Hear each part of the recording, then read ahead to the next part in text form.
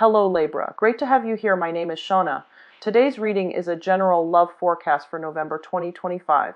As always, take the messages that resonate and release anything that doesn't. Don't forget to like and subscribe to stay connected with upcoming readings. Let's see what's headed your way, Libra. Last week, I was really swamped with a lot of work, so I apologize. I was trying to do the first six signs on a Saturday and then the other six signs on a Wednesday just to break up the work for me, but it didn't happen that way. So I'm sorry, and I'm going to try to be more, timely with these readings. Anyway, so moving into your reading, when I was shuffling the cards, what I saw was it seems to me, it looks like one of those bedtime stories that you read to your kids. There's like a blue sky, and there's like a cartoon moon, like a crescent moon, and then on top of it is this little puff of clouds, and there's a child lying on this puff of clouds, and it's kind of like resting on this moon and reading a book, and the child looks really content. So the imagery basically indicates to me that this is going to be a very emotionally stable, emotionally fulfilling type of a week for you. The energies from the cards are also corroborating the same theme. I feel like there's going to be a lot of happiness, a lot of contentment, and just the sense of feeling at peace with yourself. Okay. First off, the first card that fell out of the deck when I was shuffling here is the Wheel of Fortune. It doesn't get any better than this. This is you juggling all the responsibilities in your life and doing so with great success. Okay? What I do feel is, there has been a lot of, you have dealt with a lot of very intense people. And I also feel you might have dealt with people who have really weird quirks, and they might have, they're very emotionally very up and down. Okay, one minute they're calm, the next minute they're like fly off the handle. One minute they're very they keep to themselves, the next minute they like talk your ears off. And I feel like you have surrounded yourself, or you have been surrounded by all of these really eccentric characters, and they might not have been emotionally stable. And I feel like for some of you, this could be in the work front, especially. I see you, sitting down calmly doing your work, and then I feel like somebody comes in with an emergency. It's not really an emergency, but they make their issues your issues. They make their emergencies your emergencies. And I feel like, you have to not get rattled by them. You have to find ways to deflect the situation or de-escalate the situation or to make sense of a situation for them.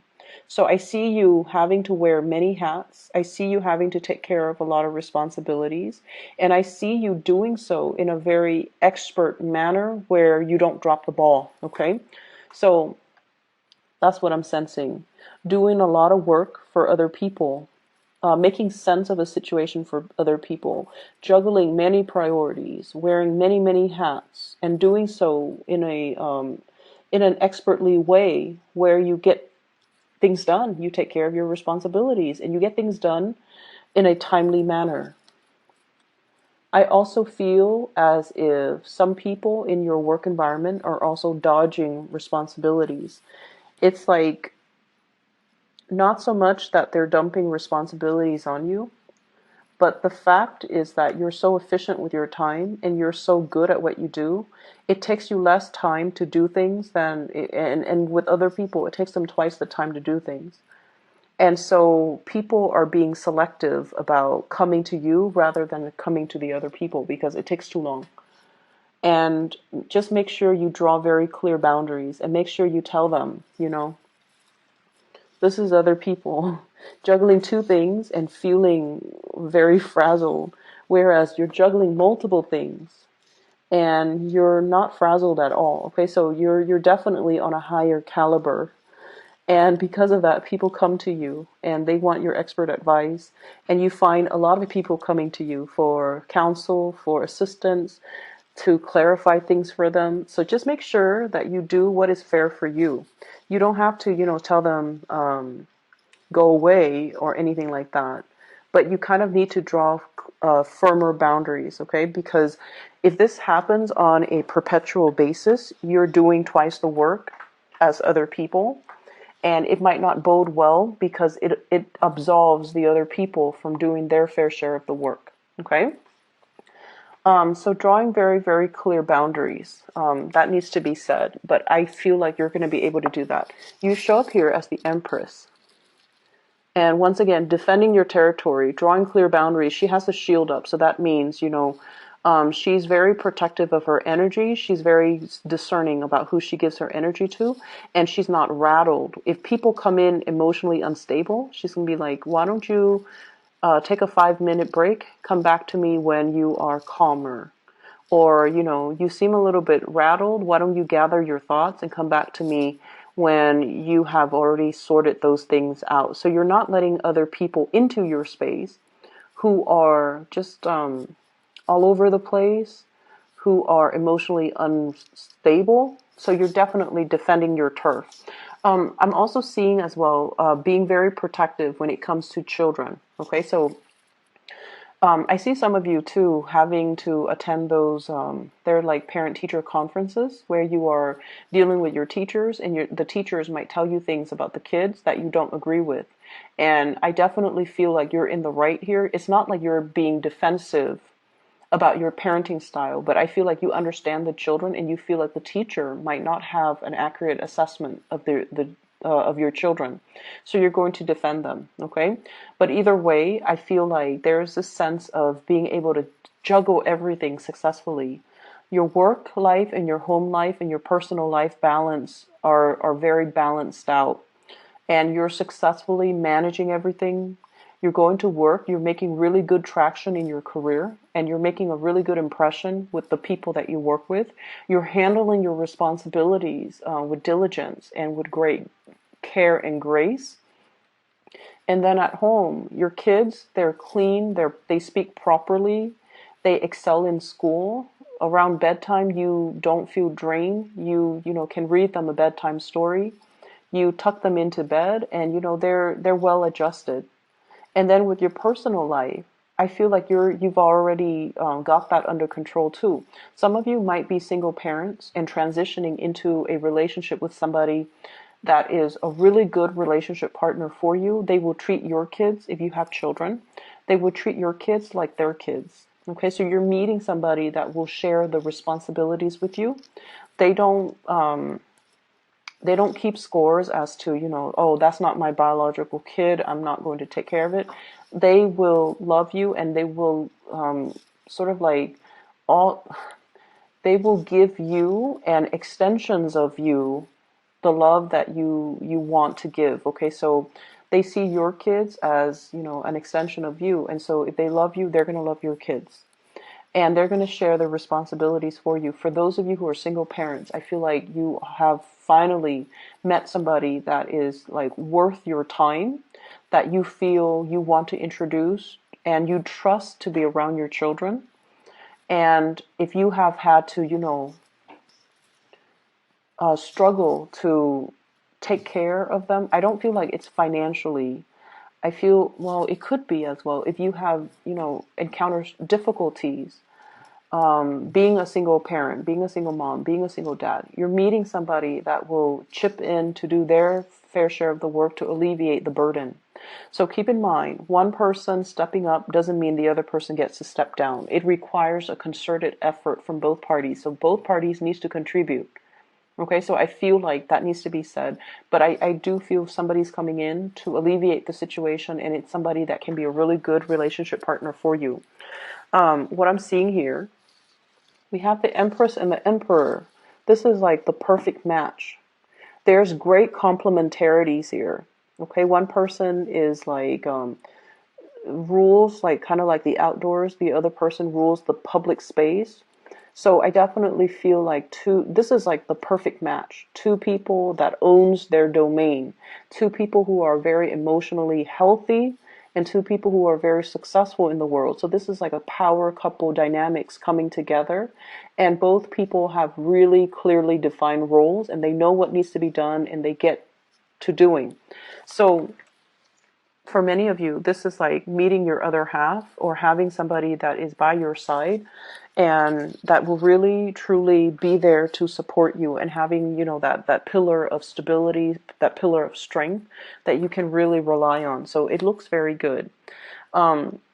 If there has been imbalances in relationship, and especially I feel like, if one person, if you're in a relationship, one person is unemployed and one person was like taking care of everything, all the finances, there is going to be a balancing out where the other person is going to be able to get a job, to land something really good, and to reclaim their role and their status and their authority in that public environment. So that means, getting the job, getting the recognition, getting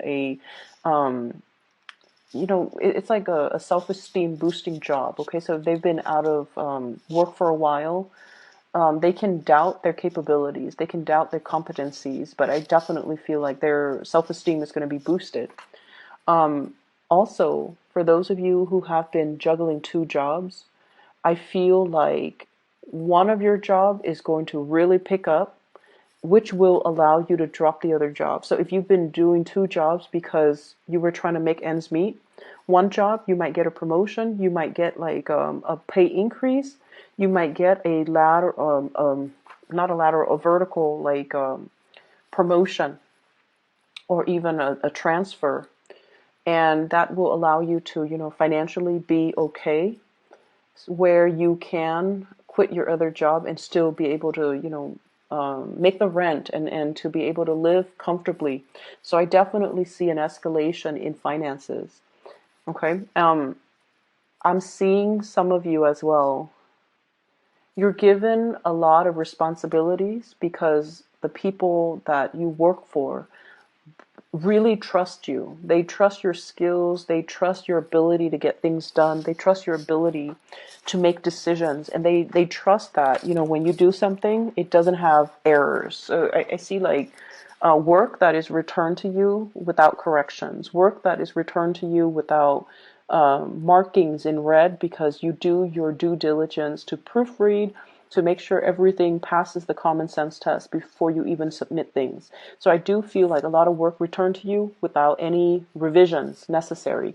And because of that, you have a track record, or you have a reputation of doing something very, very successfully. And so people don't have to worry. And that's why they're giving you a lot of responsibilities. You are looked upon really favorably by somebody that you work under. So it could be a manager, a supervisor, whoever it is that is right above you. Because with this Emperor card, this is like a boss, a person in a position of power. It could be male or female. And it shows up here, Eight of Pentacles, right next to the work card. Work card.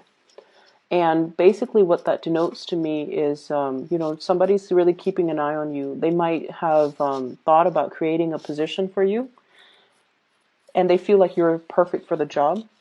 If you are going out and, sending your resumes and things like that, I feel if you are in one job and you're just like, I don't really like the people, I don't like the people that I work with, but I love my supervisors or my manager, and I don't want to leave it, but I feel like I can't really progress here. You could send out your resumes, and then your supervisor, your manager will convince you to stay. They're not going to coerce you because they care about you. They care about your development, and they know if you're not happy, they don't want to force you. But they might even contemplate creating a new role, or giving you, some type of incentive so that you can stay and you can continue to work for them. Or they might even ask you, what's the real reason why you're leaving? And if you feel like your coworkers are not pulling their weight, it's okay for you to tell them that, because I feel like they're aware of it as well. So if that is the problem, you definitely should voice your opinion and don't shy away from, I see, that Libran diplomacy coming in, where you don't want to step on people's toes, where you don't want to throw anybody under the bus. But if someone is underperforming, their supervisors, their higher ups, this person who's the emperor already knows. They already know. They're not, stupid.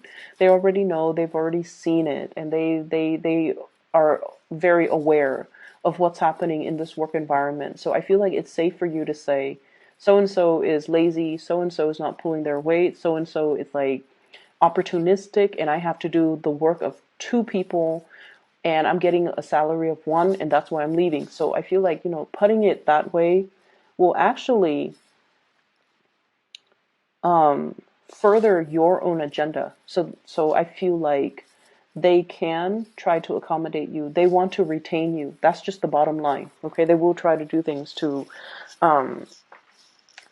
accommodate you. It doesn't mean that they're going to fire the other person, but I definitely feel like they can have a talk with them. They can reprimand them, and they can give them more responsibilities to make sure they finish it in a timely manner. So either way, you should voice these opinions, okay?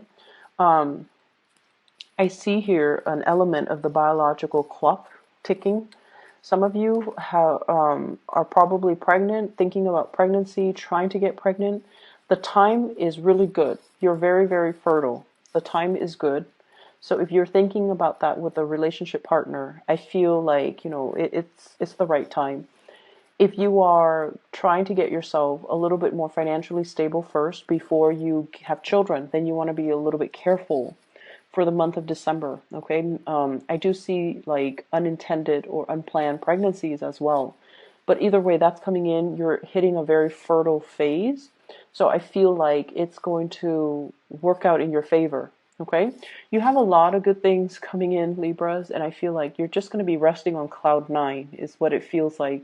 Emotionally, things are going to be really stable. Okay. Let me see for singles.